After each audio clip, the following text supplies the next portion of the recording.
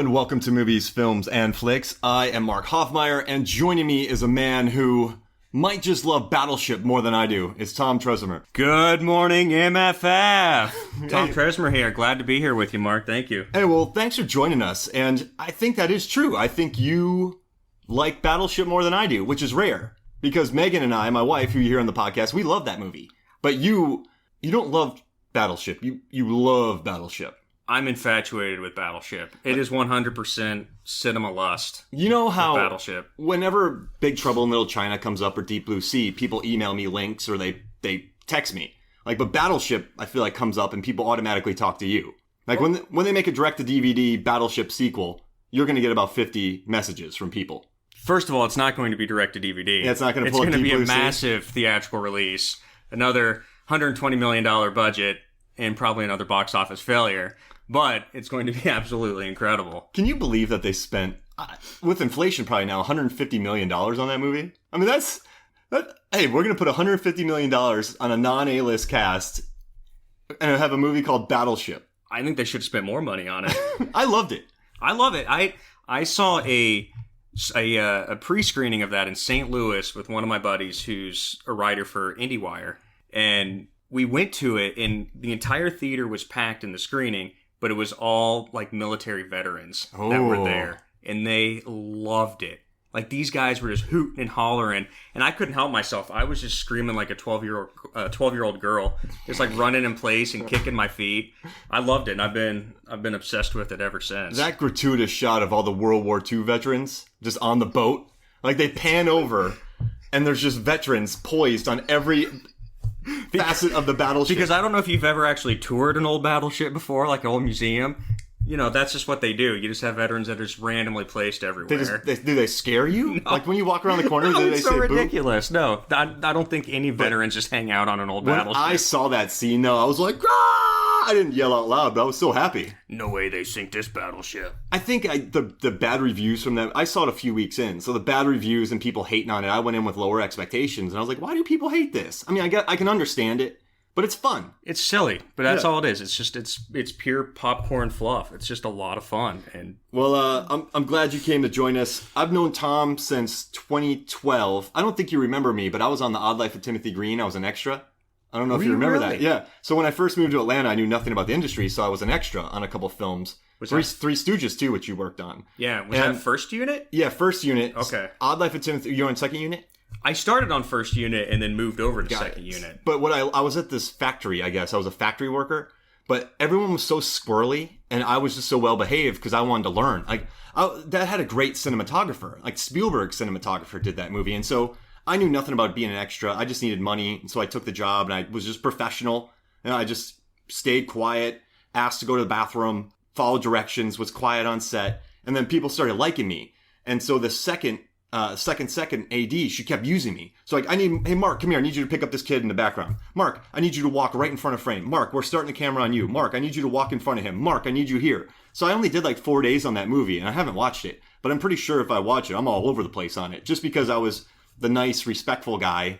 You're probably the teleporter. It may not match in any of the continuity, but because you're the one guy that can actually do what the ADs wanted, you're all over the place. I was polite. I would you put your hand behind your back during in between takes and just stay quiet and wait for them to give me a direction. I'd say, yes, sir, and then do it. And then I'm serious. I'm all over that movie.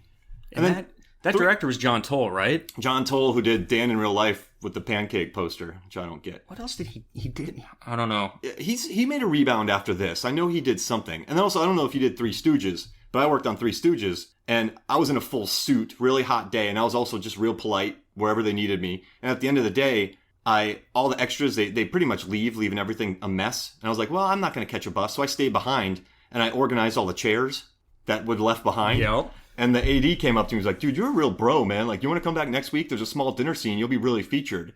But at the time, I was working as a PA in commercials, and that's good money. So I was like, oh, man, I'd love to do it. But when you're getting started in the industry, you can't turn down PA jobs once you've accepted them. Mm-hmm. So I was like, oh, I would love to, man. I'm really sorry, but I got another job I have to do. He's like, man, that's respectful, man. I'm glad you did that. So I'm 2 years. Those were good extra experiences. I haven't been an extra since 2012. Was that Spencer Jarvis? No, Amir. Oh, Amir Khan. Yeah. Captain And Beard. Okay. I met you on Premature. Yes. Which was the weirdest job of mine because the second brought me in and I thought I was just going to do a day because during that time I was also managing Comic-Cons. We did a day, something happened, someone got off the show and then they're like, all right, Mark, you're working the rest of the days. I'm like, what? Am I? And they're like, yes, we're keeping you. And so I had to stay around working with first team extras and I was pretty green at the time, but I was just expecting to work a day and then I got kept around forever on it. Yes, I remember. Yep. I was like, wait, what? Yep. I was like, okay, I guess I'm working on this show now. Yep, they had a falling out with one of the staff members, and you were the unfortunate one that got roped in to stay. But it was fun.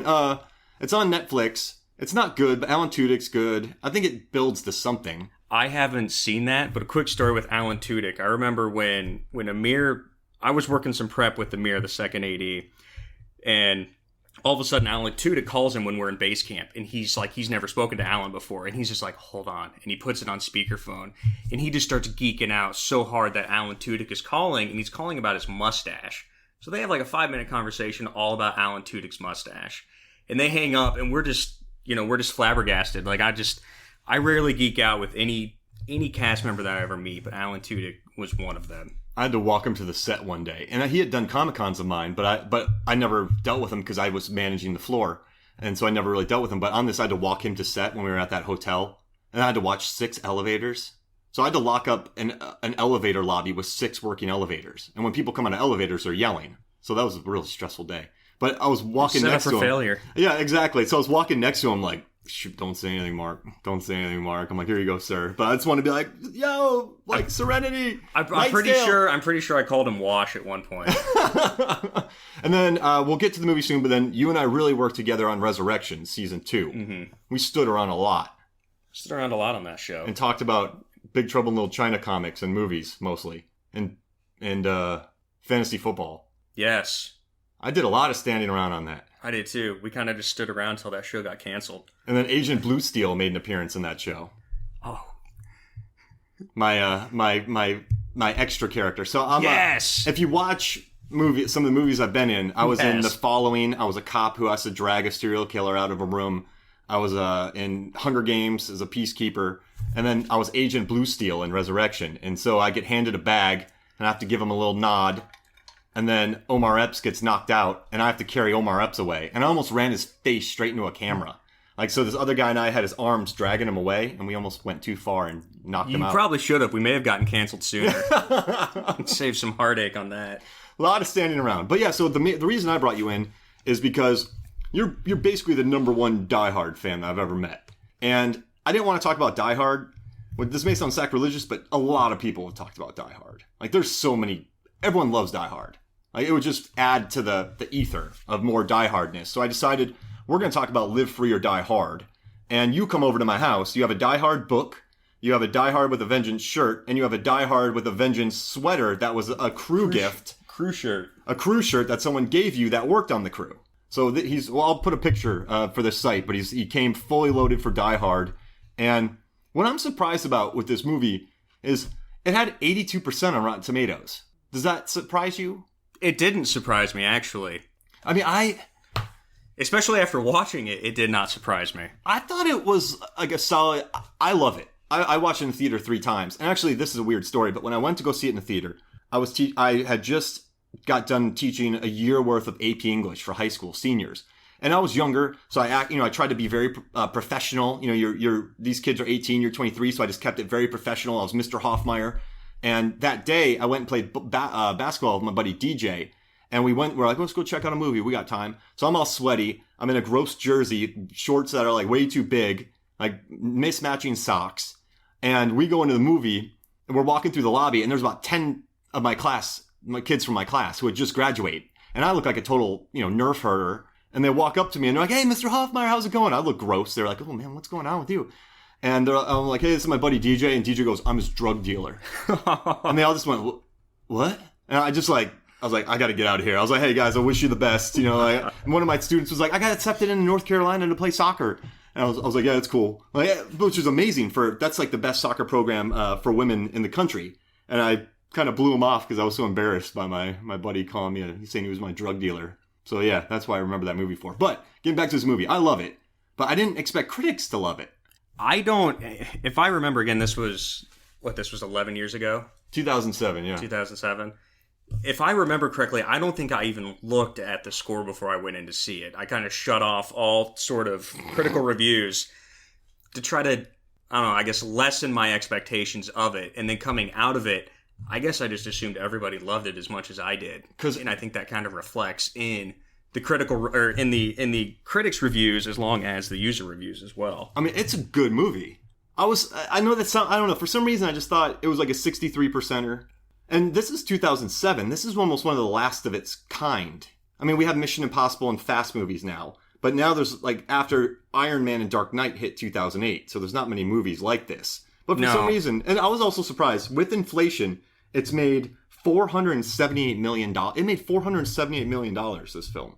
Like, Fast movies do it, Mission Impossible movies do it, but that, like, no other John Wick, Mad Max didn't even make that much. This was a it was a huge blockbuster. It was a big hit. And the budget was only, we're saying this, but it's 135, which isn't a lot. No, not for something of this scale and this size. This is a big movie. I was watching it, and I was thinking about you and I sitting on that set. That'd be a big set. It'd be a very intimidating set to work on. I mean, just the crowd scenes, all the stunts. There's insane stunts in this movie. So I like that. Also, on IMDb, it also has an 86% rating by audiences on Rotten Tomatoes, which is insane. It's very high. I deal with tons of Rotten Tomatoes data, and I rarely see an 86%er. I love this movie. I've watched it like 3, and I listened to the commentary too. But hey, before we get into it, we have some questions, so we're going to jump into this. This one's from Johnny Num. Awesome dude. He gives us some of the best questions on the planet, and they're always thoughtful. They're always well thought out. So here's the first one. Listener question for your Live Free or Die Hard episode. I've been a fan of Mary Elizabeth Winstead for some time now. She always seems to be on the lookout for strong and independent female characters to portray, from indies like Alex of Venice to more high-profile fare like 10 Cloverfield Lane. My question is twofold. What is your favorite Winstead performance? And 2, would placing her in A Good Day to Die Hard, a father-daughter saga, instead of a father-son saga, have improved the quality of that film, which, as it stands, is not good at all? So, my favorite movie of hers is Smashed. Have you seen Smashed? I have not seen Smashed. It's with her and Aaron Paul. She's a teacher. She's an alcoholic. And it's just her coming to grips with her alcoholism. But it's very natural. It's by James Ponsoldt, who directed Spectacular Now. And, well, he also directed that horrible movie with Emma Watson, The Square. I almost died watching that. But, so, this one, she's just really earthy. She's very natural. And you know those movies where you know someone's a good actor, but then you see a movie with them in it, like Colin Farrell and In Bruges, and you're like, oh, they're a good actor. You know they're a good actor, but now you know they're very good. Yeah. Kind of really up their game in it. That was Smash, because I was used to her in like Final Destination 3, Black Christmas, Death Proof. She had been in a bunch of horror movies, so I didn't really know her as that good of an actress yet. But when I saw this, I was really impressed. So what was yours? I think I'm going to have to go back with probably more of a lighter hearted film in Sky High. Oh, yeah, she's good in that. I like Sky High. Kurt Russell. Yeah, came out in, 2005? Bruce Campbell. Mm-hmm. Yeah. I mean, I was just kind of like right around the turn, it was before the superhero movies really made it big with Marvel, but that was me like coming like right out of high school, like really into superheroes at that time. Still am. Yeah. But, it was such an interesting take that I'd never seen before. She was the bad guy? She was the bad guy. She was the villain. I need to watch that again. She was a badass villain. I just watched it because of Kurt Russell and Bruce Campbell. I was like, Bruce Campbell's in a big movie? I'm going to watch that. Yeah, I think she was great in that. And she crushes it in Scott Pilgrim, too. I was going to say, that's my number 2, is Scott Pilgrim. And so, yeah, she's been churning out good work. And the second question, I'd say yes. I don't even like to admit that A Good Day to Die Hard is a movie. John McClane can't go looking for trouble. And he and his son just yell at each other the whole time. It would have been so much better if he gets kidnapped, right, in the first 10 minutes, right? She frees him in the next 20 minutes. And then it's the two of them killing people for the next hour and 40 minutes. I have kind of an interesting take on A Good Day to Die Hard. I think it's a decent action movie in and of itself. If you take it out of this series, I think it's an okay action movie. To me, it's almost like a type of Taken. Like, if it didn't rely on anything else, it would have been okay. But I'm okay with the father-son dynamic because we explored it so much in Live Free or Die Hard with the daughter. So it's like that's the next step within the family. It's like you start off with the first two movies. It's all about like him and his wife and trying to bond and get back together. You know, that evaporates and falls apart. Number 4, you've got his wife or his daughter Lucy, and then kind of the next progression of that is his son Jack. But I've got a problem with like Jack's backstory more than anything. Is he a criminal? I don't even know what's going on. I don't even remember this movie. He's like a CIA operative who like goes.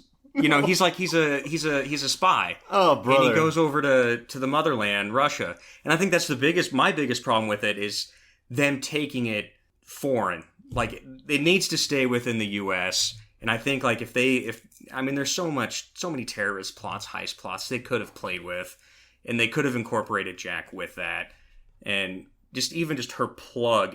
You know, she had just had like a very brief cameo that I think was just in the theatrical run. Just like that plug was just so... What about this? The CIA gets hacked, right? And the list goes out. And during this time, Jack is home with John, and Lucy's visiting. It's the 3 of them. Is it the knock list? Yeah, the knock list. Part 2. It's in the open. Yeah, Mission Impossible. Is that what that is? It is Mission Impossible. Yeah, and so that's out in the open, right? And their house gets attacked. So they can't go looking for trouble. Trouble has to find them. So it's the 3 of them just cruising around New York. I would have been fine with that. That's a great plot. Or even like upstate Vermont. That's what I was in the Vermont, woods. New Hampshire, somewhere in there. Like it doesn't have to be Russia. Put John McClane in plaid. Put him in the forest and have him swearing at deers. But he's got to have a white tank top underneath that plaid. Yeah, and all because eventually he's going to lose it. Yeah, it all comes down to the white tank top or a strategically ripped shirt. Yes, he needs a strategically ripped shirt. The Rock had a good one in Rundown. We need to do a podcast on strategically ripped shirts. That would be a good Or just one. a listener question. That's not a podcast episode. The Rock had a good one. You could probably make it a podcast. But he had like a little hole in it that looks like it was cut. All right, so you broke it down perfectly, but I think her in the movie, you don't see many father-daughter dynamics. No, like that's Hannah, true. I really liked a lot with Eric Bana and Saoirse Ronan.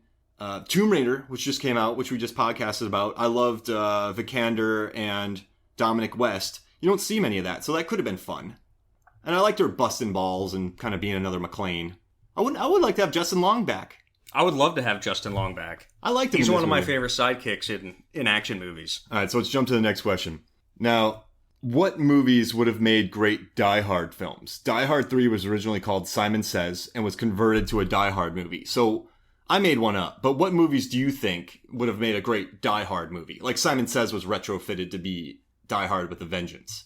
Yeah, so like you asked me this question, I kind of took it in a different direction. I started looking at the Die Hard scenario of like what Die Hard influenced after that movie's release. Like that one man pitted against all odds, giant force of, bad guys that he's got to overcome.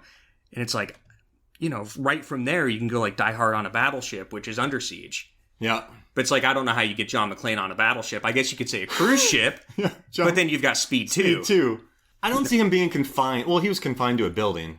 He did just fine. But that would, yeah, okay, so Die Hard, I mean, cruise ships are huge. They are huge. I want to see John McClane in an action scene going down one of the big slides, wrestling with a henchman. That would have been good. Like a water park. You've got Die Hard on a plane. But I mean, you got, that turned into Wesley Snipes' Passenger 57. Non-stop. You could say Air Force One. Yeah. Mixed in with that. Maybe McClane runs for president. Snakes on a plane. Snakes on a plane. McClane's on a plane. Executive decision. McClane's on a plane. McClane. Just the 3 McClanes. All 3 of them are on there. McClane's on a plane. They're flying to get Bonnie Bedelia. That sounds amazing. They're reconciling with her. McClane's on a plane. I think that should be the 6th one. We need to call Len up and let him know. No, I love this idea. They're taking it the wrong direction. You want to hear mine? Yes. The undead Die Hard. So World War Z, right? They're McClane. We need you to go pick up Joe Scientist at the CDC. So he goes, picks up Joe Scientist. Zombie outbreak, mass hordes, and it's McClane having to take Joe Scientist, played by Justin Long again, and they just have to travel through a city full of zombies. But it's he's saying the yippee lines. Trouble finds him. I want to hear John McClane complain about zombies. Right? Damn zombies. What? Shoot him in the head. Do you think he would even know what they are? No, see, at first, because he's so behind the times and everything. Matt Farrell's twin brother, who works at the CDC, Justin Long's twin brother, Billy Farrell.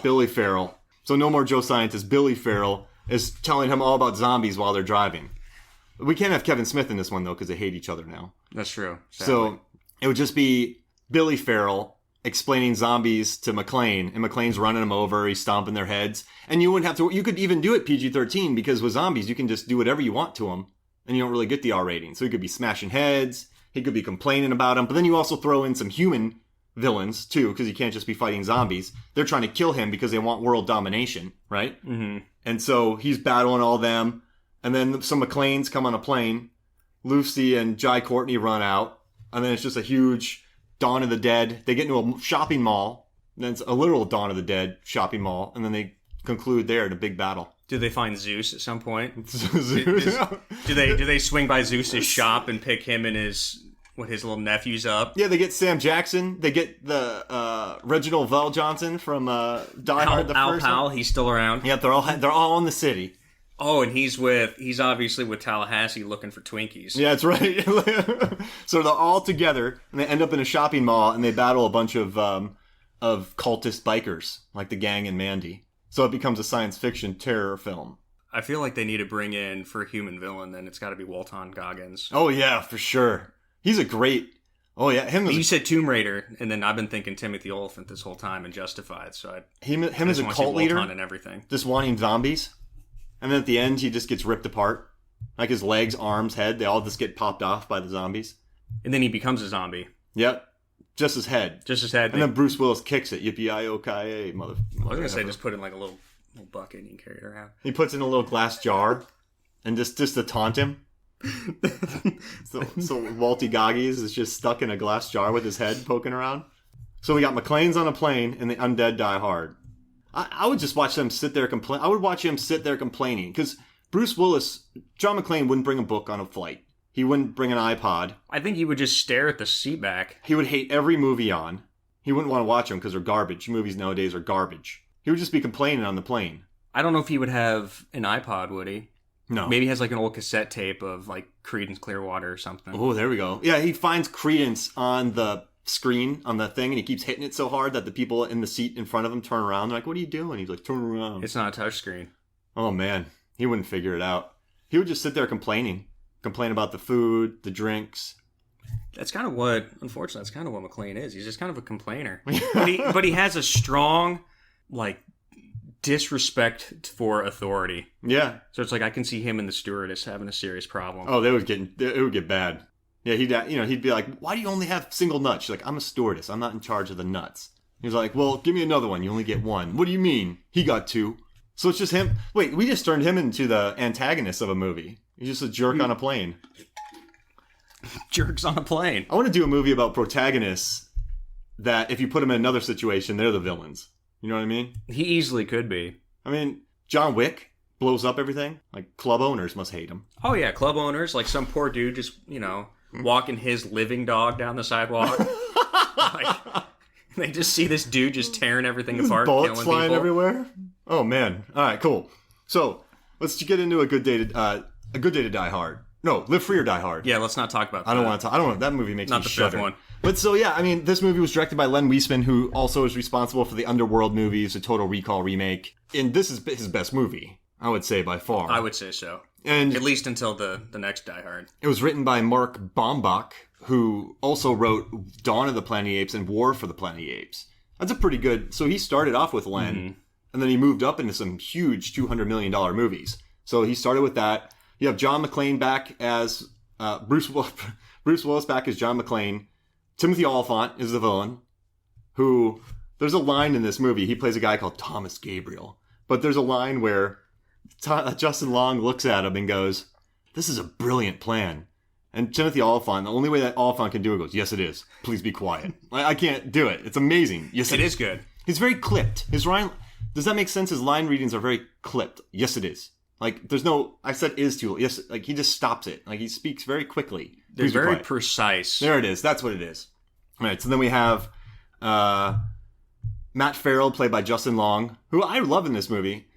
I like this character. Ma Lin, played by Maggie Q. I feel bad for her because I was watching this with Megan, and Megan's like, she has no role.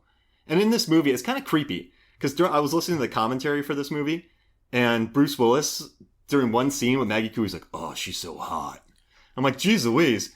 And then I was reading the review by Ebert, and Ebert's like, she's gorgeous.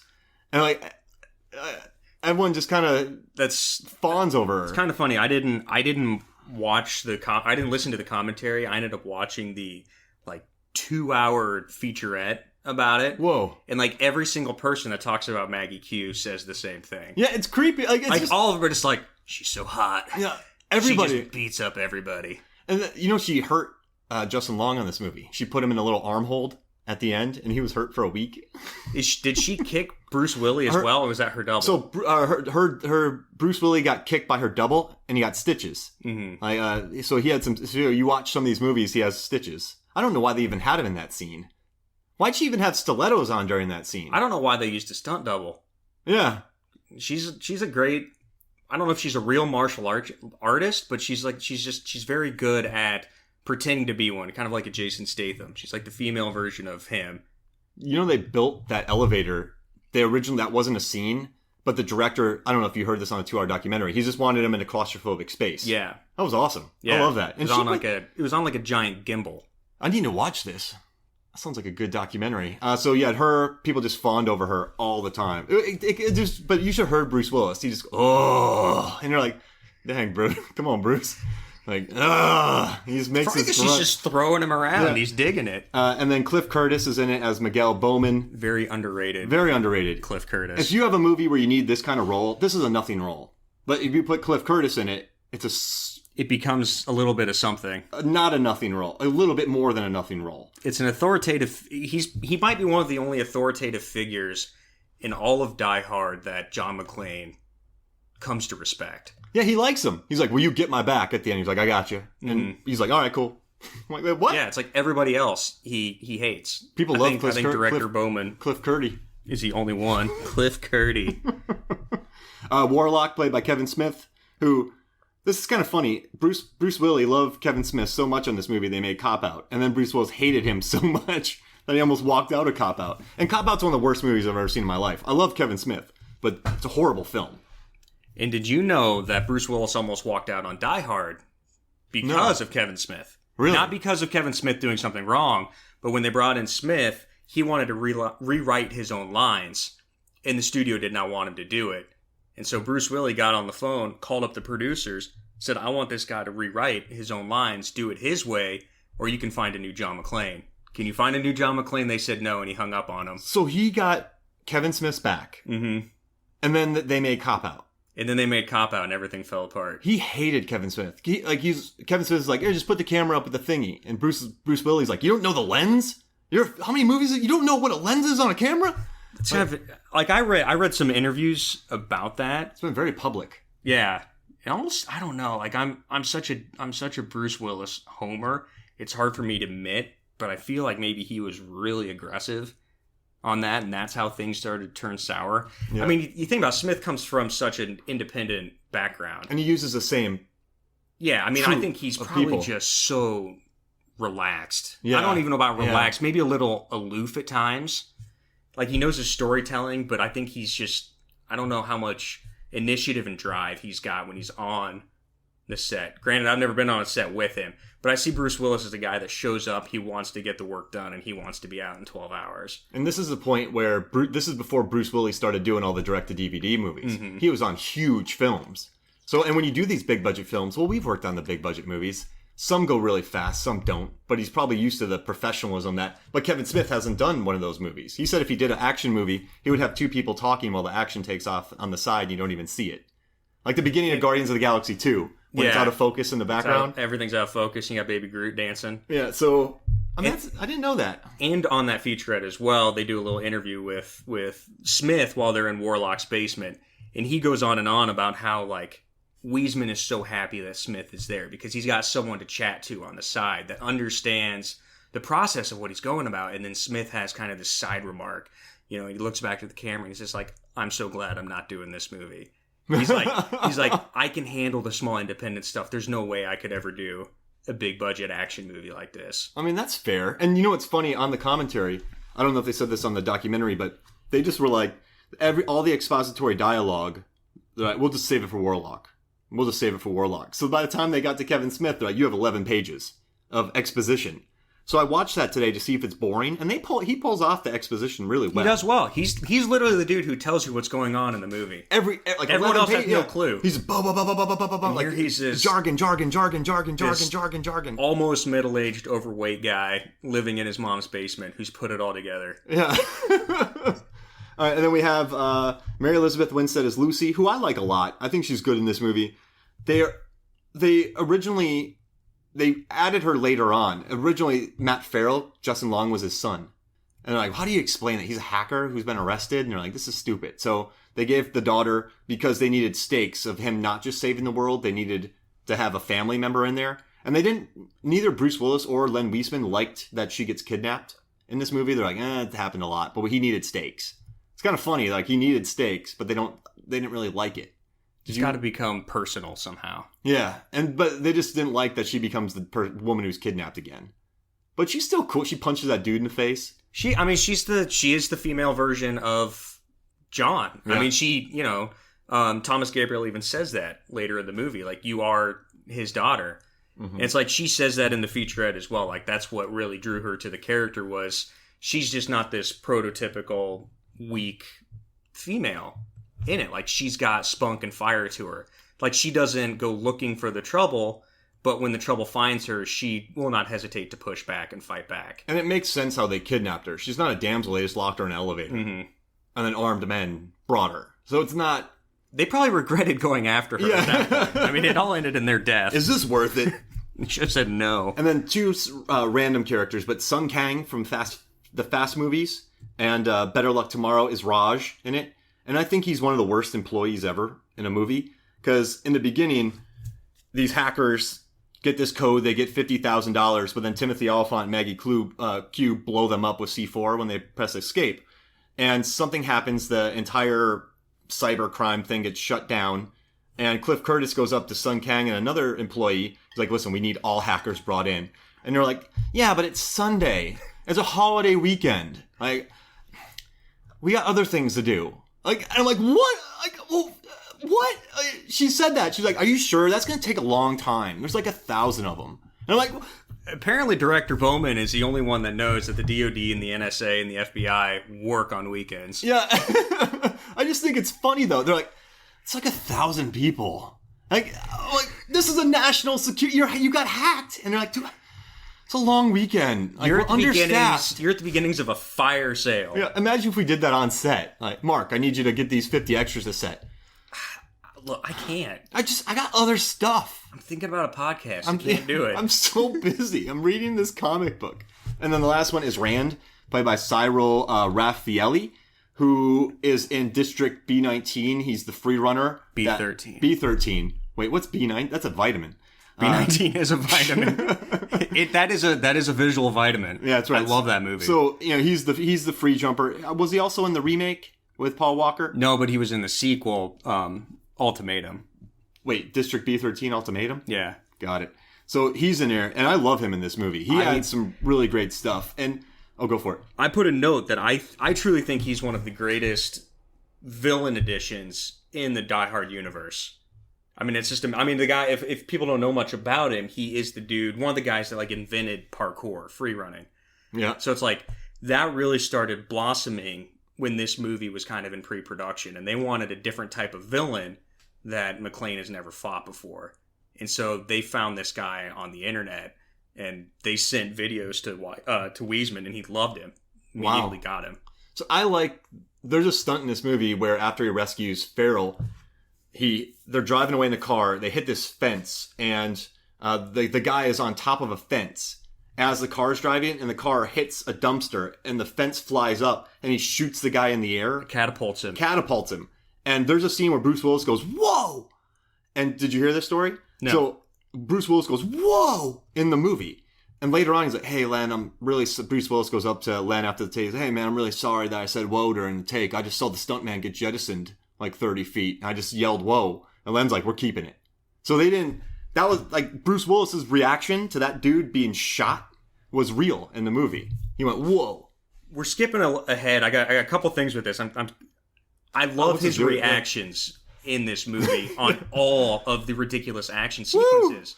Like, his reactions are just great. Like, he's laughing, he's screaming. Yeah. Like, I feel like he even ups the ante from the previous Die Hards in those moments, and I think that's what like helps ground everything back to reality. It's like he's amazed by the results that he's even getting instead of just like strutting it off and brushing off his shoulder and continuing. Like, he is truly amazed that like things are happening and kind of falling his way. And Justin Long keeps going, "Did you see that?" He's like, "I did it." And that happens twice. And my favorite scene is there's this helicopter and Bruce Willis hits a fire extinguisher. The fire extinguisher shoots water up, hits the helicopter, and Bruce Willis goes, "Yeah!"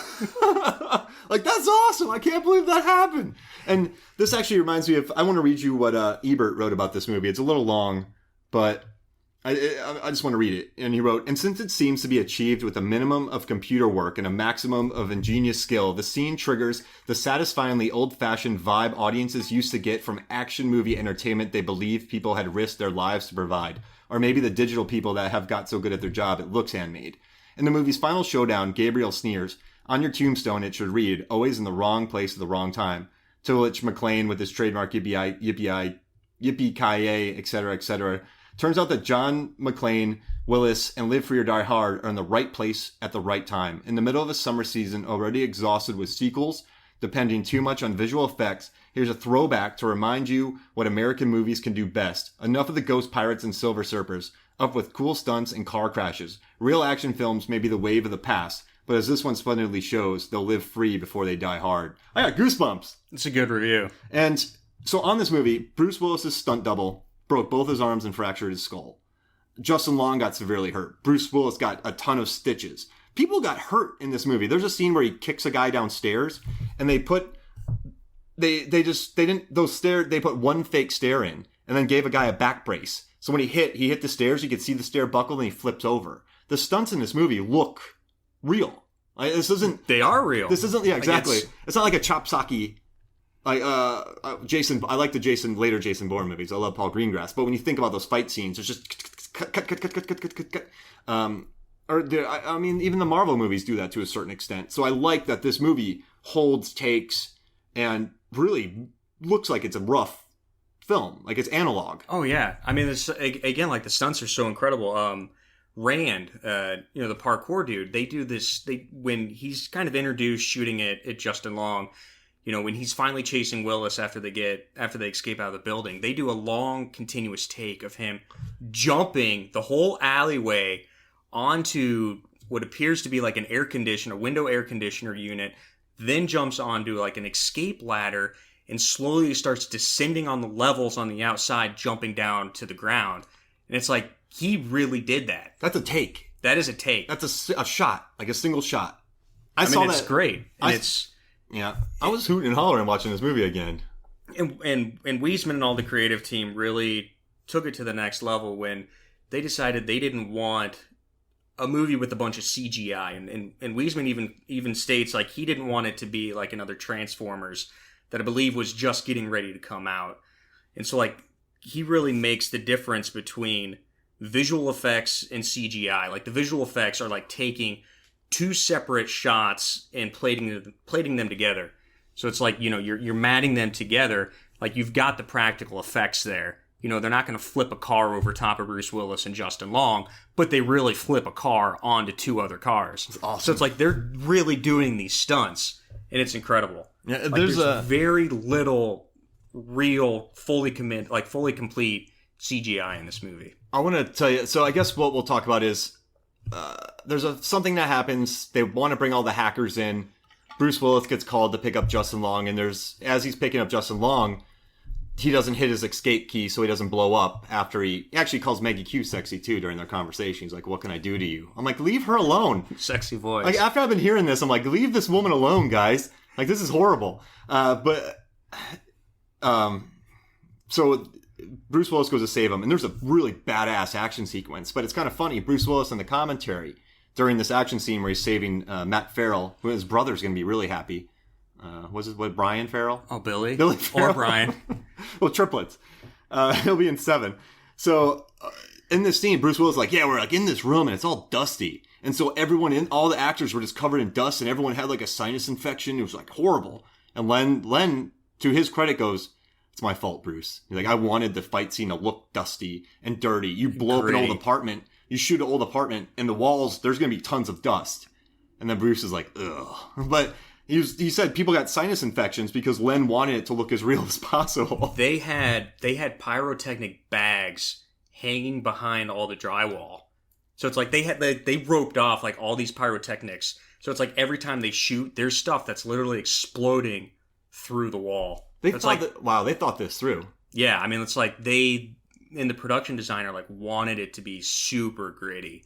Like, you always think about, like, all this damage and destruction that's going on during gunfights and explosions, but very few films actually get into the minutia of what all that is going to be. So it's like, they really put all that stuff in there. Wow. And it does feature the cool shot of him shooting a fire extinguisher and blowing up a bad dude. Yeah, so... I love that. So, like, they get out of there, they get on the street, and then you have the cool not capoeira. You have the, what is it? Free jumping scene where he shoots a guy in the air, like, really far, and he yells, whoa, which is pretty amazing. They escape, and, I mean, I guess there's just a lot of expository dialogue, right?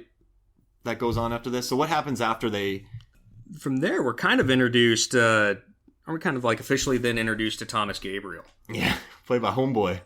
Timothy Oliphant. By Raylan Givens right there. Dude, he's one of my favorite actors.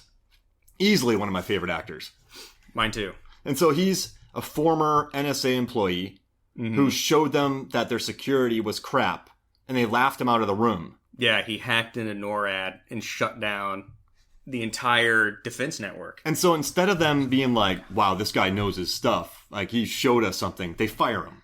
So I've got a real quick kind of backstory to this guy. Let me find my notes here. All right, and while you're doing that, I just want to let everyone know that Creedence Clearwater Revival is amazing. So there's a scene, after he saves Farrell, they're going to drive to the NSA or FBI or whatever. They're going to meet Cliff Curdy. And on their way, Bruce Willis is jamming out to Creedence. And there's a lot of nu metal in this movie, which does date it. That's the thing that really dates this movie, is the nu metal. Like you remember, like the Evanescence kind of stuff? Yeah. So they're on their way, and he's jamming out to Creedence. And and Justin Long, Matt Farrell says that Creedence is shit. They're not. They're a legit good band. Like, they could have picked somebody else, right? Can you think Creedence is crap? I don't know how you can think that. Yeah, what's he doing? Is he just being a brat? He's just being a brat. He doesn't understand. He's He's kind of the younger, technologically advanced version of McClane. Like, he's rebelling against authority in like this system. So Creedence is a byproduct of that? I think Farrell's kind of a byproduct of that. But the Creedence, I don't know, the song itself is an interesting choice because it's an anti-war song, which a lot of people don't realize. See, Farrell missed that. He did miss that. He could have really gone on a rant for that. I mean, that's like, he's our age. He would know that Creedence is good. All right, this isn't Creedence podcast. So what were you saying? So I was going to say, like, with Thomas Gabriel hacking into NORAD, part of the inspiration of this movie was from an article by John Carlin called A Farewell to Arms, a 1996 article that came out in Wired. And I read it last night, and it's really, like, heavy stuff. But it is all about, like, the information war, like the transition to the Cold War, where it's a mechanized warfare, into an information warfare where everything is going to take place digitally.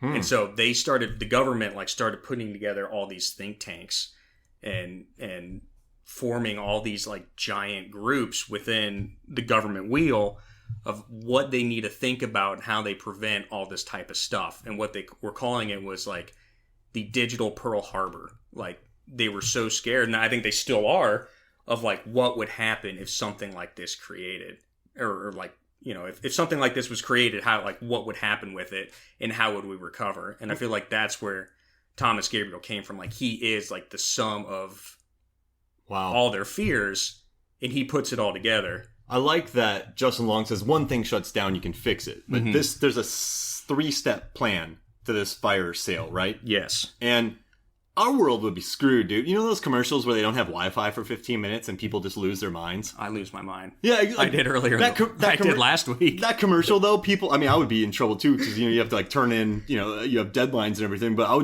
people lose their minds. So, just the car, and then people have to work together, and then they're in their cars, and then no gasoline and power. So, I mean, but... I don't know. What do you think about his plan? And we'll get to it later. We won't get to the final part. What were you gonna say? So yeah, he's a cyber terrorist, and he implements like the fire sale, which is it targets the three major sectors of our national infrastructure: transportation, financial, banking, and telecoms, and utilities, which is like gas, water, nuclear energy. And so it's like if you shut all those down, like slowly you can rebound because you've got the other systems still there and working. But if you're somehow to knock them all offline simultaneously, I mean, I think of all the villains and all the diehards, he might be the scariest. Yeah. Because he did it. He's the most forward thinking of everybody. He's proactive. Yes. Everyone else is just doing it pretty much for money. Yeah. And maybe outside the guys in Die Harder in number 2. Well, yeah, what were they doing it for? I mean, I guess they're... Well, no, I guess technically they probably are doing it for money because they're trying to get General Espinenza, who has like a giant like drug cartel, trying to get him freed. I don't remember anything from that movie except it was cold and he ejects himself out of an airplane. Great scene. Yeah. So it's like this guy, like he truly believes in what he is doing is the right thing, and he even states it in the movie. Like, would you rather have some foreign nut job do it or someone that's from this country? So it's like he believes in what he's doing, but he also knows like it's hard work and he needs to get paid for it, and that's when he starts hitting like all the the financial parts of it. But it's like he's aiming to truly misbehave and take down the system. You brought up getting rid of the 3 steps that do it, the utilities and cars. This is a little random, but this movie, I was thinking about this probably a couple of years ago. Is there another like a Fast 5 or a Mission Impossible, well, I guess Mission Impossible, but a movie on this scale that has just more property destruction without using nukes or having mass genocide? Does that make sense? Like, so in Mission Impossible Ghost Protocol, they blow up the Kremlin, right? And like, there's movies where things blow up, but this one, it's just property destruction on, you have the car chase, the apartment, and then you have the entire highway, deserted highway getting knocked down, a jet getting blown up, the entire power plant being destroyed when everyone's gone. Yeah, luckily. I like this movie. It doesn't kill many pedestrians. You know I don't know. I mean, maybe they have the budget to put on all the BG, but maybe that's like also like Gabriel doesn't want to kill everybody. He just wants to punish the government. Yeah, that's true. So you watch movies like Fast 8, where they take 1,000 cars and turn them into zombie cars. You know how many people died in that? Like, I like all fun because he doesn't seem to want to murder everybody. Like, people get murdered for sure. Yeah, and but only the people that work at the facilities. In his mind, it's a necessary evil. Yeah, and then they kill all the people that helped him, and then they blow up. Well, never. He murders a lot of people. He does murder a lot of people, but it doesn't seem like they're necessarily civilians. Yeah, there we go. They're people who signed up for it. You got the whole Kevin Smith stormtrooper debate on the Death Star of whether or not those guys, knew what they were getting themselves into. And I think anytime you're working in a facility like that, you probably run, you've got in the back of your mind of a risk of some sort of invasion happening. And if you're on those terrorist teams, it's probably gonna end very poorly for you. Yeah, you're expendable. All right, so how about this? Let's kind of spend a minute. Let's think about all the people, all the villains who lost their life in this movie, and then we'll come back and we'll talk about more Live Free or Die Hard. Welcome back to Movies, Films, and Flicks. I feel bad for some of these henchmen. I really do. And this actually jumps into... We're about to get into the rest of our listener questions, but I do have a question for you.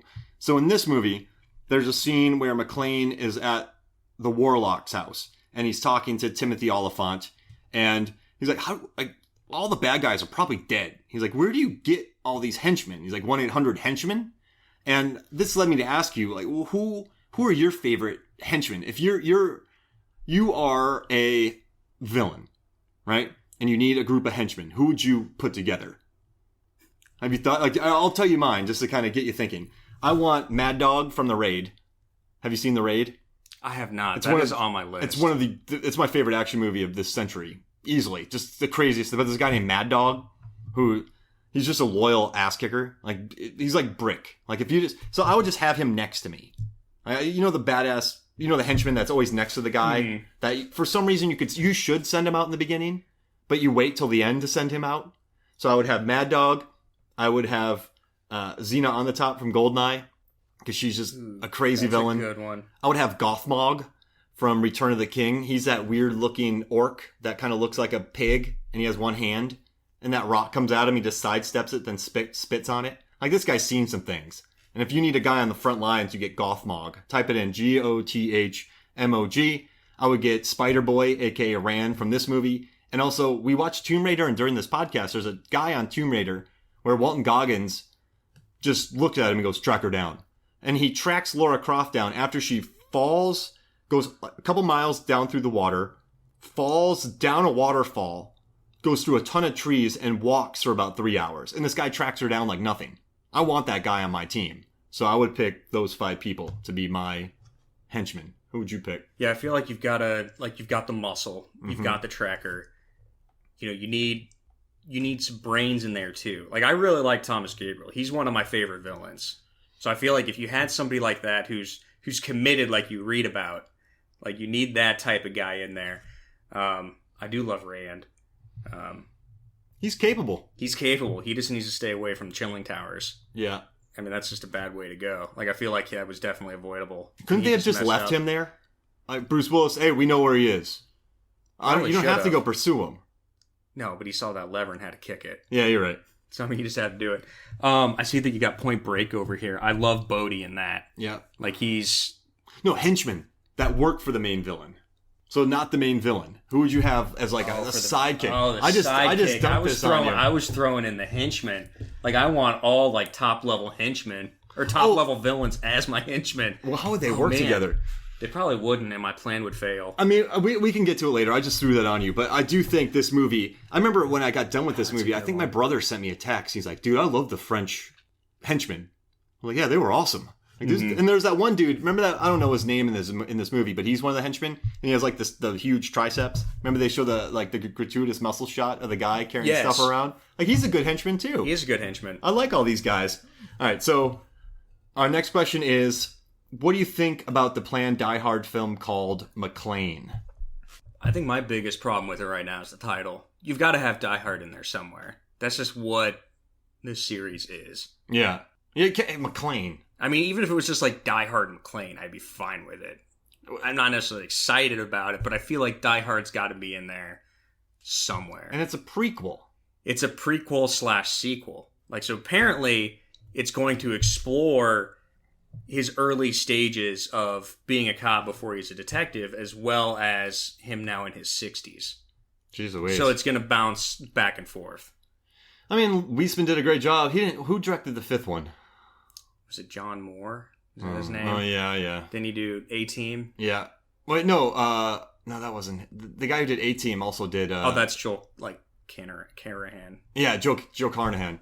Well, we'll look it up later. But I don't know, I'll pay attention to what Len Wiseman does. Could be good. I think it's good because he's such a fanboy of Die Hard. Like, I don't think he's going to allow it to be bad.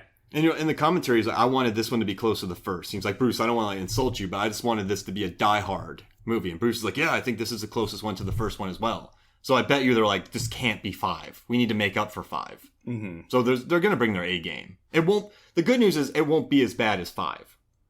I don't know if you can get lower than that. Yeah. That'd be really bad. It'll be interesting. I don't know if you knew, like, they made a Die Hard comic series back in, I want to say 2009, 2010. I have not read it. I want to, but it was only like an 8-issue series. It was called Die Hard Year One, and it was about John McClane as a cop in New York and kind of how he earns his badge and works his way up to the detective level. So it's like, I think they're kind of drawing inspiration from the comic, but I don't think it's going to be a completely original story. But it'll be interesting, the dynamic between a young John McClane and the older McClane. Are they going to bring in Joseph Gordon-Levitt? Looper style? I don't know. I mean, he might be like the only one that they can they can work with. I think it's gonna be interesting to see who they cast and if they can get the kind of the wise ass persona to match what John McClane is. They should get Alden Ehrenreich, who played Solo, and then have him play McClane and Solo, and then have him play young Indiana Jones. Just to he would piss own it people all. off. Yeah, I love that actor. But how funny, I do too. How angry would people be? And then cast him be young Tony Stark.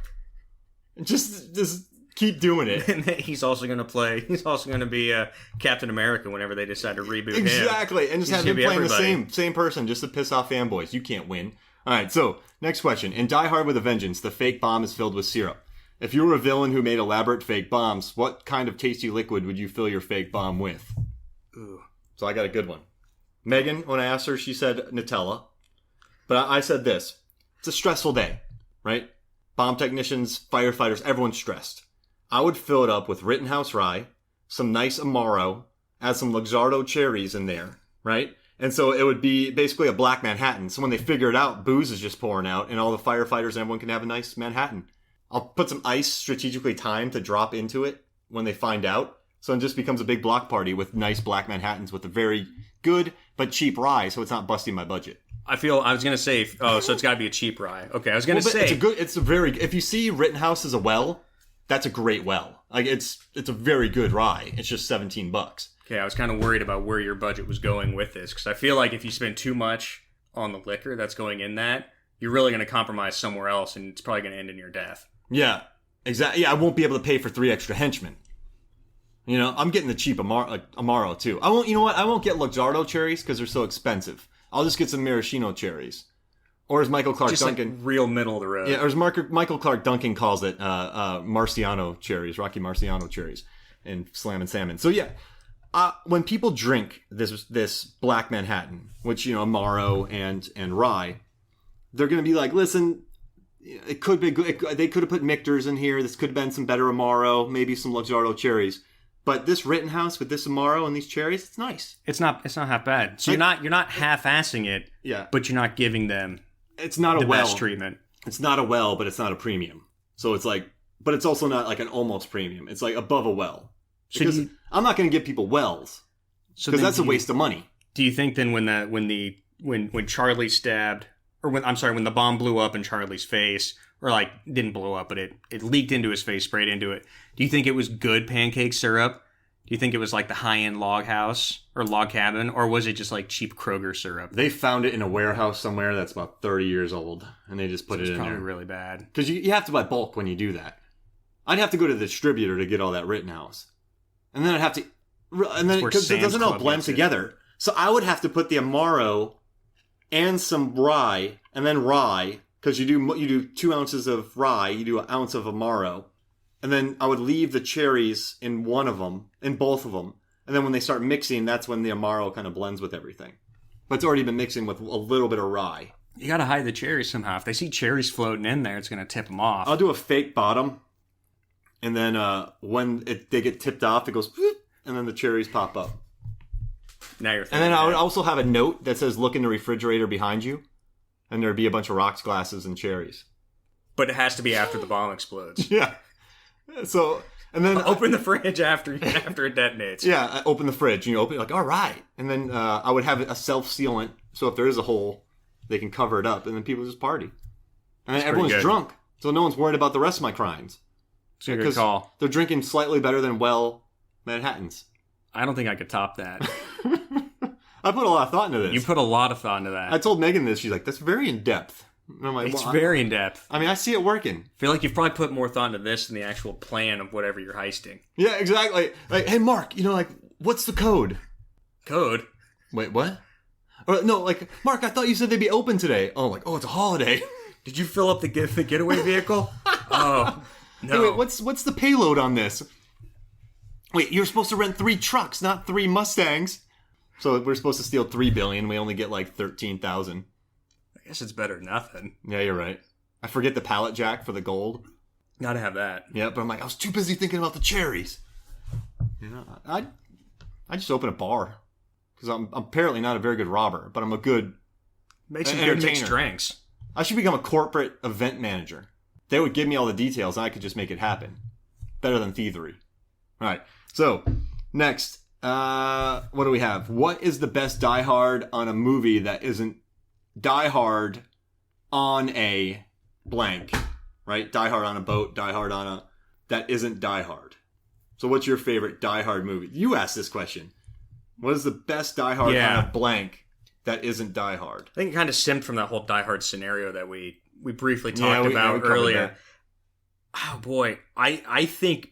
Well, it's probably pretty easy. I've got a whole list here of like 15 things. For me, it's going to be like the Die Hard on an island, and it's going to be The Rock.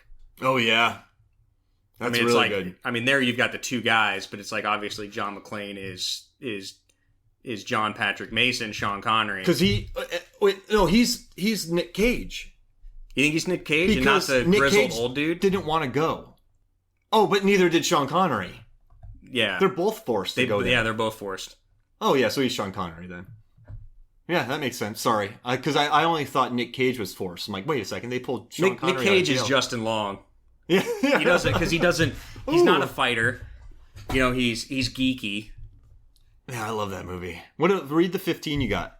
Okay, I've got like the Die Hard in the White House. Like White House down, Olympus is fallen.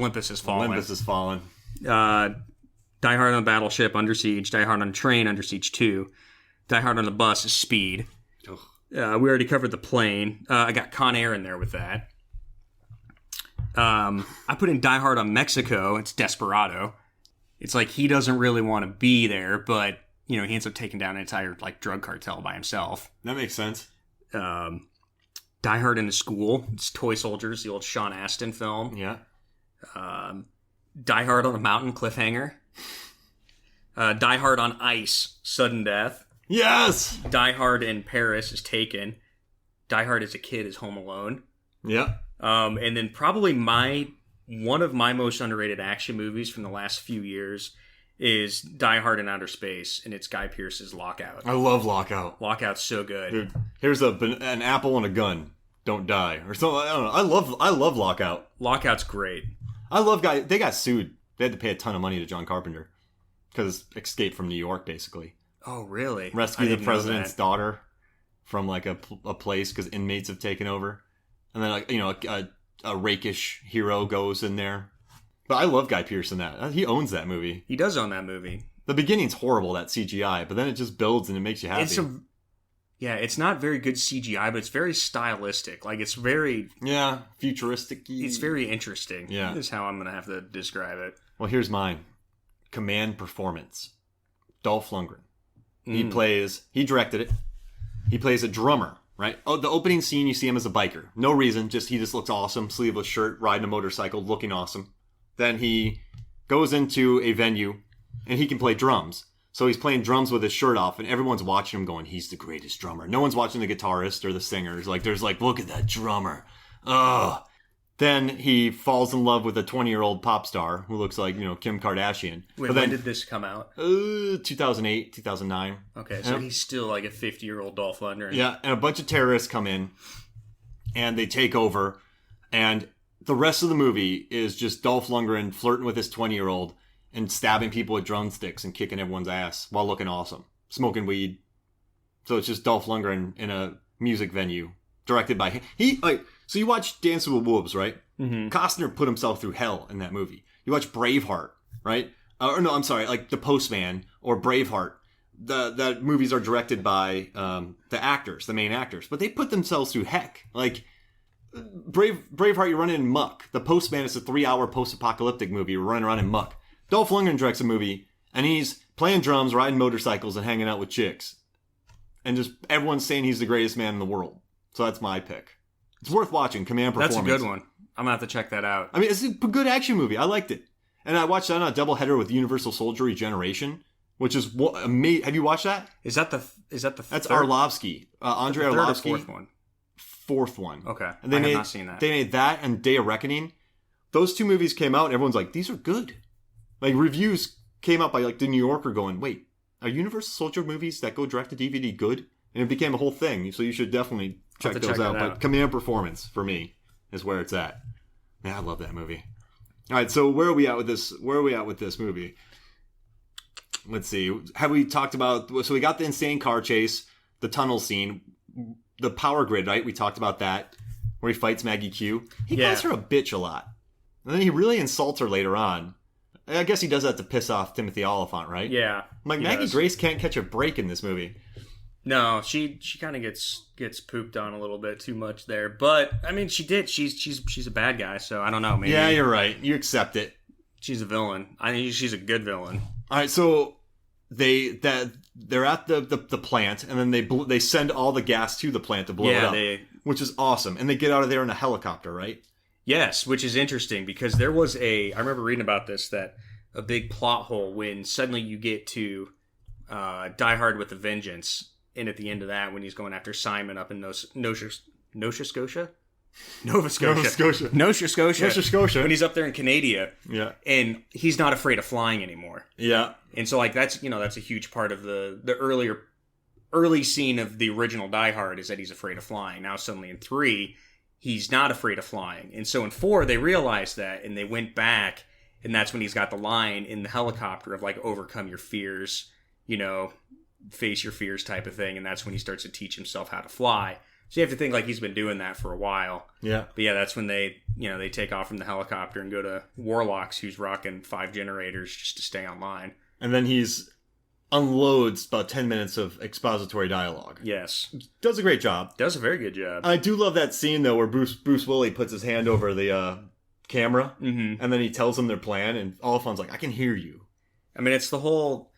With that, it's just like the whole idea of John McClane being an analog action hero. Mm-hmm. Like, he's just all physical. Isn't that a smart idea? Turn off the power, and John McClane's the guy you want. Yes. Man. In a blackout, you want John McClane. And Riddick. Vin Diesel. Well, yeah, so you can see in the dark. I feel like John McClane still might be able to take care of him somehow. So we get all that expository dialogue, and then they go to Woodlawn, right? Yes. Where it turns out that when they got hacked, all the money went to a NSA black site. Yes, it was backing up all the financials of everybody. Wow. So it's like if something happened, then they could like reboot the program and all the financials would go back to place and everyone would have their money back in their digital accounts. But he downloads all of that and he starts nipping away and taking a little bit from everybody. Don't you think as soon as they learned that Timothy Olyphant was the bad guy, they'd be like, he knows a lot of stuff. That information was way above a lot of people's pay grades. Yeah, I hate that lot. So Cliff Curtis is like, guys, why didn't you tell me this? Well, it's above your pay grade. Wait, what? All you had to do was put 2 and 2 together, right? What are they? This is not a good... Aside from Cliff Curtis, they're running very poorly. They are running poorly. Sung Kang's complaining about working. It's pretty much just him and Waxworks, the bald dude, that are making things go forward there. You know what I did appreciate in the helicopters when they had them put on the headsets. Mm-hmm. And a lot of the movies when they're in helicopters are just talking like we are. But in this one, they actually had headsets. Yeah. I appreciated that. That was a realistic touch. It is a realistic touch. All right, so they go to Woodlawn, right? And that is when Oliphant gets a hold of Justin Long, right? So he kidnaps Justin Long. And then that's where Bruce Willis has the fight with Rand. That's a good fight. It is a good fight. The only problem with that fight is I wish it would have gone on for about another 2 minutes. Yeah. I mean, there's just so many... But there's cool. He drops between the two things, grabs the gun. Mm-hmm. But he kind of kills himself. He gets a little cavalier. So it's like, for the people who haven't seen it, they're in a chilling tower. So it's like when the bad guys start taking all the financials from the computers, all this is backed up in the NSA computer base, and it's run by these giant chilling towers that keep all the servers cool. And so somehow they end up in this chilling tower that looks like a giant freezer with all these spinning blades and catwalks. And that's somehow where they encounter each other and have a fight. And Rand is doing all this parkour stuff, like sliding through pipes, jumping over things. And then Bruce Willis drops his gun, and Rand, does quadruple backflips, gainers down, and then, slips between 2 pipes one-handed, taps the gun, it falls into his hand, and he's getting ready to shoot. And Bruce Willis kicks, the convenient lever, the steam lever. I would be like, thanks. Hey, I appreciate that. The steam lever that's right there that's pointing directly at Rand, and he loses grip and falls into the chilling blades. Let's make a vow. If we ever become elite henchmen, right? Just to meat and potatoes. I'm not diving in between anything. Like, I'm just locking Bruce Willis in a room. If it looks like a dangerous place to fight, just don't do it. Yeah. I'm just gonna tell. Hey, boss, I'm not doing that. Yeah. No, let's get him in here. I'm not going out there to get him. I get that I'm expendable, right? But I am elite. You got me from elitehenchman.com. So you want me for my skills. So if we just lock him in this room, we can do our entire thing. It's cold in there, too. He'll get cold. He doesn't have a phone. We'll just lock him. We'll put a couple of people at the doors. Lock him in. He probably dies of hypothermia We'll in drive 24 away. hours. You'll make money. You're good to go. Right? But no. Just real bad thinking on kind of everybody's part. I mean, this movie would kind of suck, though. I want to see a movie, though, where henchmen are thinking that. Like, listen, man, Oliphant would shoot him. You think so? Because he's pretty pissed about I feel like Maggie Q. I mean, he's pissed about Maggie Q, but I feel like he's probably upset at Rand for even going in there. Yeah. Like, he tells Rand, like, if you get this guy, I'll give you Maya's cut. But it's like, he didn't tell him, like, you don't have to go get him now. Yeah. Like, don't do it now. Don't. Be smart about it. Oh, so that's why he goes crazy, because he wants that cut. Possibly. Listen, be smart. I'm smart. We planned this for 7 years. Don't dive between pipes in a chilling station against John McClane. He's like Han Solo or Indiana Jones. You just can't kill him. Yeah. Like Han Solo killing Boba Fett by accident. Or Indiana Jones is shooting that guy with the whip in Raiders of the Lost Ark. Yeah, you just don't do it. Just don't do it. It's like any of like the 400 guys going at John Wick. Just leave him alone. You know what I don't get about John Wick 2, the ending, is how immaculately bearded those henchmen were. And how many are there? It's expensive. I feel like you would run out of guys. You know, I guess they kind of do, but it's like, how'd they find enough guys for John Wick 2? You know, I did the math for Commando, and I figured out that the private army in Commando missed over 3,000 bullets when they shot at Arnold Schwarzenegger. At the cabin? They missed at the end battle scene, 3,000 bullets. I counted each henchman, and I figured out the clips, the magazines, on like rounds and their guns, and I figured out how much they shot. Over, I think 3,200 and something bullets missed him. What army was that? As a private militia that the guy had. They were undertrained, and I think their weapons were faulty. So could that private militia take out the stormtroopers? No, stormtroopers all day. You think the stormtroopers actually hit? These stormtroopers in this movie, they weren't that bad. I mean, when you're running down a hallway, and those guns weren't very accurate. Like, it's kind of like you can't do that. The stormtroopers would kind of have to run waist level shooting. Maybe that's why the guns aren't accurate in the Battlefront games. Yeah, they're just being realistic. They're just not. Yeah, I mean, I don't know. Maybe the helmets you can't see out of. Who knows? All right, so they go to Woodlawn, and good old Bruce Willis fights Rand, and he kicks a dude during a great stunt. The dude flies down an entire staircase when you watch that, and then homeboy Oliphant takes off with Mary Elizabeth Winstead and Justin Long. Mm-hmm. And then they're chased by a semi driving Bruce Willis. Yes, Bruce Willis jumps off of one of the garage roofs at Woodlawn onto the semi-truck, which that's housing. I don't even want to get into that. How does he know how to drive a semi? I mean, he's John McClane. Yeah, you're right. I mean, I'm sure he can drive a stick shift. Yeah, you're right. So he's driving that. He knows about air brakes. Yes. What do you think about the jet action scene? That does not fit in this movie. It says terrible things about our military. First of all, I got a quick question with the semi-truck. That's the truck that houses all the computer systems.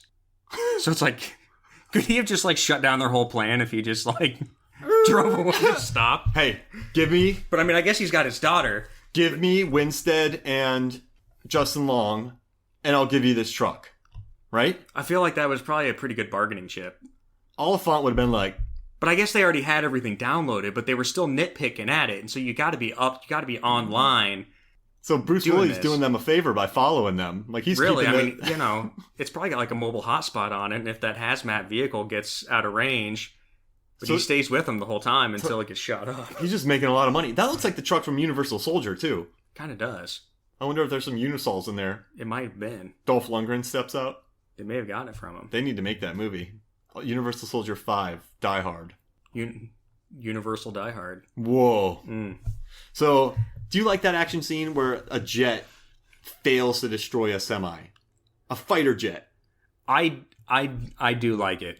Because again, it's all about, in my mind, it's all about the analog John McClane going against the next wave of technology. Yeah, I guess that makes And it's sense. like, when you think about it, like that's an F-35, and those hadn't even been released yet. Like those weren't even out. So it could have been a prototype. It was a prototype. It just took its like maiden flight just like the year before that movie shot, and they just got approved, I think in 2015, to launch in the military. Wow. And so now they're actually out on like patrol and using them, but that's only, that was 3 years ago. Oh, so he's battling a prototype. So he's battling a prototype that's, it's out patrolling DC, and it's like technically I believe that's what they would do in a situation like that. They would launch up some some aircraft to patrol the skies. So it's like if you can hack into those Go codes, theoretically, I suppose you could send them after what you would assume to be terrorists in a giant semi-truck. But it's like his odds of surviving that, he probably should have died. This is good, though. This was a learning experience for the military. So when they did fine-tune the plane, it's much better now. It's gotta be. It failed to take out a semi going in circles. Mm-hmm. Up a ramp. We got to rethink this. So if anything, it helped the military. And the pilot lived. Pilot lived, yeah, he ejected. And it caused billions of dollars of property damage. It did. How much do you think that bridge cost? Remember in Atlanta when that one section of the bridge shut down? How that closed down everything? Really a lot. It's an entire road, miles. I mean, that's miles of road, but it's also that's like taking out Spaghetti Junction. Oh goodness! Because it is like there's like overpasses, and he's like spiraling up and going over things, and he's taking out billions of dollars. Wow. I don't know. Maybe it was a mess to begin with, and they were looking to rebuild. Maybe they wanted to blow it up, but they were stuck because of legislation, and this allowed them to make a more effective highway. So not only did our military get better, but so did the road system in DC. Yeah. All right, we settled that. We found a good way, and then it all leads to the final. You know what I don't get? If you were shot in the knee, so we get to the final scene, right? And Timothy Olyphant's telling Justin Long, give me the codes. And Long's like, listen, if I do it, you're going to kill me. But Timothy Olyphant shoots him in the knee. In the knee. There's a lot of blood, veins, vessels, bones, pain. And he's like, do an incredibly intricate hack right now. I wouldn't shoot somebody in the knee before they had to do some hacking for me. Would you? Where are you going to shoot him? I'd just point my gun at Winstead. Yeah, I mean, I guess you should, you probably should shoot somebody else, but at that point, I'll shoot my henchman. Yeah, shoot my henchman. I think at that point, it's like Gabriel is slowly losing a handle on himself. So it's like he's very cool, calm, and collected for like the first half of the movie, and then once Maya dies, like things start to unravel on him. Yeah, and then Bruce keeps going at him. John keeps going at him too. I mean, it's an unstoppable force heading your way. He's poking the bear. I mean, it's like he's got like a hurricane of anger coming his way.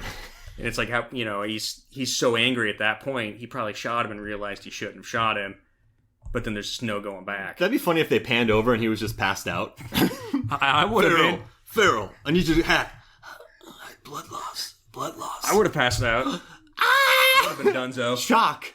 Just pure, like your bone is turned to mush in your kneecap. I knew I should have got that password for the algorithm. So, Bruce Willis shows up. Kills the other henchman. He gets shot. Bruce Willis gets shot, right? Mm-hmm. And it ends with him shooting himself through his shoulder to kill Oliphant. Yes. That's fun. And apparently, in the featurette, Oliphant was one of the guys that helped come up with that idea of how they should kill off his character. Really? What do you say? I don't know about like the specific conversations between them, but that's just what they had said. Like what Oliphant said. Like they at that point they still didn't know how they were going to kill him. They knew that he was going to die, but not how exactly it was going to happen. And then they were like, "How awesome would it be, if he just shot through his own wound and got him like right in the heart?" I mean, that's a cool ending. Yeah, and apparently, I mean, they didn't have it scripted, and I guess once they figured it out, they didn't tell anybody. So it wouldn't get leaked. Like, they wanted it to be a surprise for everybody, including the crew. And then he goes, yippee-ki-yay, mother... The PG-13 style. Yeah, you can keep that. Yippee-ki-yay, mother... When they shot this movie, they didn't know if... They thought it was going to be an R. And then the studio... I mean, this movie, nowadays budget $135 million. Kingsman can get away with it, but they were like, listen, we'll give you the budget if you make it PG-13. Mm-hmm. So they had to cut it down through production, which is pretty interesting. They had to cut out a bunch of stuff. Yeah, and I think a lot of the swear words are dubbed later on in post-production as well. Really? So everyone was complaining that this is a PG-13, but I think they just cut out some F-bombs and some blood. There's not much, like, if it's a good PG-13 action movie, it's a good PG-13 action movie. Yeah. You don't need blood. Like, the first Die Hard wasn't overly bloody, was it? There were a couple scenes. Like when he shoots the guy through the table. Oh, yeah. Underneath the table, and you see, like, all the giant blood packets bursting through his legs and up through his, like, stomach. Yeah. I mean, there's some spots that are... Some moments where it's pretty violent, but it's not... it wasn't so over the top. I don't think gory. it would have made $487 million worldwide had it been R. No, I don't think for a theatrical release it would have. I mean, and this is also during a time where DVD sales were big, and this was huge too. Mm-hmm. So this was... Why was the sequel so bad? It's coming off a $500 million movie that was very popular on video. Why? I can't answer that question. I don't know why. I don't want to answer that question. I don't know. I feel like, I wonder if Bruce Willis was like contractually obligated to be in the next one. Yeah. And it's like Fox had an open slate, an open spot in there. I don't know when that was released. We just had a movie jump out, so we need to make this movie. Yeah. I hate, remember Edward Norton in Italian Job? Mm-hmm. He was he was obligated to be in it. Yes. And it looked like he was being stabbed every scene. Like, he hated it. Yeah. He just walked through it. Yeah. So I feel like, I don't know if that's the case for A Good Day to Die Hard, but other than, I can't imagine Bruce Willis being fine with the script of that movie. So what are your final thoughts about this film? What would you tell people about this movie? On a scale of 1 to 10, it's easily like a 99. I mean, it's... Now, do you think this is... All right, there's A-level action, correct? Yes. Is this an A-level action movie? Yes. This belongs with the big boys. I think so. I think there's Die Hard, the Wild Bunch. I don't think this is an A, but I think it's like a B++. I don't think it's an A. So for you, it's like an 89.9%. No, I give it a 92. But I'm saying... Oh, is that what the grading scales are nowadays? Yeah, I'd say it's in the 90s for me. I'd give it but I wouldn't give it a 100% on. If I had to rate it, I wouldn't say it's an 100%er. I think for me, it's like this whole stems back to like my childhood. Like I think it was a Christmas party in like 97. So I was like 11 years old in 97. Went to this a friend's Christmas party, and I was just being annoying, and they were trying to get me like out of the room as like all the adults are celebrating and having fun. And they were like, hey, our older kids just rented Die Hard with a Vengeance. Send Tom upstairs to one of the TVs up there and make him watch it. I was like 11. So it's like I had no business watching Die Hard with a Vengeance. I watched it 3 times that night. And I loved it. Was that before you saw Die Hard? Yeah. I had not seen Die Hard. And I was like, I've got to see these other movies. Like, I believe they had like a little ad at the end of the movie, like, get our limited edition trilogy. And so it's like, I wanted it, and I got it that Christmas. So it's like my folks went out and found it just like a week later and gave it to me. Nice. And I became, those were like the very first movies that opened my eyes to cinema. Wow. And it's like, I stopped like watching the movie, like having fun and being like, how did they do that? Nice. And so it's like, working in the industry. And now I'm working in the industry. But it's like, I was always paying attention, and I think it was like upcomingmovies.com. I think it's I remember that. I think it's defunct now. But they were, back in like 98, I remember them talking about trying to do Die Hard 4. And it was supposed to be in the Amazon. In the Amazon. It's like, I think it was like Zeus's son or daughter or something is in the Amazon and is lost. And they have to go to the Amazon to find him. And I was like, this is awesome. And so it's like, for years and years and years, I was all about like just waiting for Die Hard 4 to come out. Oh, wow. And so it's like, it was almost like a decade, and then finally it came out, and like, it was just everything I wanted it to be. Yeah. I mean, it's one of my all-time favorite movies. I saw it in theaters, I think 6 times. Wow. Like, 6 times? I just kept going. Wow. I mean, I love it. I just think there's like the Raid, there's just the A. I just don't think it's there. But I think maybe it's not. I mean, it's like, I think of like my quintessential like 5 movies or something if I was stuck on an island. Yeah. And it's probably in the top 10. So it's like, if I could take like another shoebox full of DVDs, it would be in there. I think it's very... Do you think it's more rewatchable than the other Die Hards? I think it's aged the best out of all of them. I mean, Die Hard number 1. And then I would do Live Free or Die Hard. Then I would do Die Hard with a Vengeance. Which, that's a content... Like, people get angry when I can put that ahead of Die Hard with a Vengeance. Yeah, they're very close for me as well. And then Die Hard 2. And the only reason I put Good Day to Die Hard... No, Live Free or Die Hard ahead of Die Hard with a Vengeance, because it's fresher in my memory. I haven't seen Die Hard with a Vengeance in a while. I remember loving it. I remember that scene where the music's playing and she has that blade and she just murders people in the vault.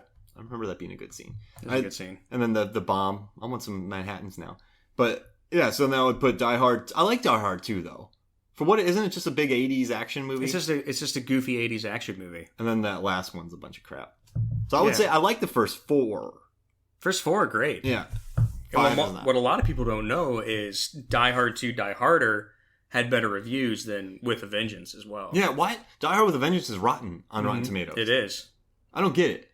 I don't get it either. It's a great movie. To be fair, not all since I've been writing for them, I've noticed a lot of the early '90s reviews. They just aren't on, so it doesn't have the full spectrum. I think if all the reviews were on it, it would be fresh. Interesting. You need to upload those. Yeah, find them. Find them all. Hey guys, put these reviews up. Swing it. Get it.